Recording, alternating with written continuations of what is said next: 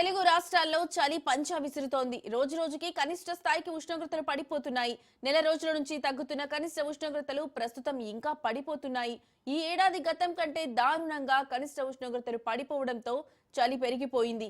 సాధారణంగా ఈ సమయంలో 22 నుంచి 26 డిగ్రీల వరకు కనిష్ట ఉష్ణోగ్రతలు నమోదయ్యేవి. ఏజెన్సీ ప్రాంతాల్లో 18 నుంచి 22 డిగ్రీల వరకు కనిష్ట ఉష్ణోగ్రతలు ఉండేవి.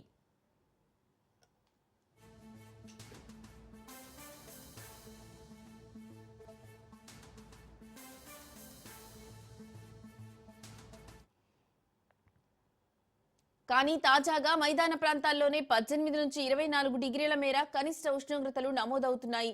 విశాఖ ఏజెన్సీతో పాటు రాయలసీమ రీజియన్లోనూ చాలా చోట్ల 12 నుంచి 20 డిగ్రీలకు కనిష్ట ఉష్ణోగ్రతలు పడిపోయాయి.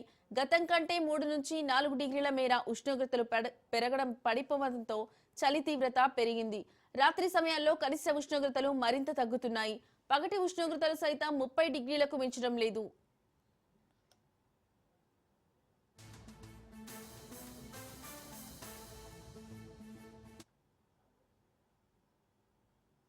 అటు తెలంగాణలో చలి తీవ్రత పెరిగింది. పగటిపూట చలిగాలులు తీవ్రత పెరిగాయి.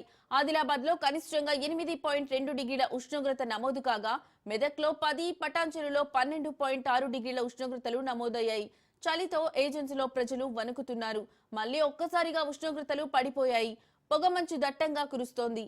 రాత్రి సమయంలో చలి ప్రభావం మరింత అధికంగా ఉంటుంది. దీంతో ప్రజలు చలిమంటలను ఆశ్రయిస్తున్నారు.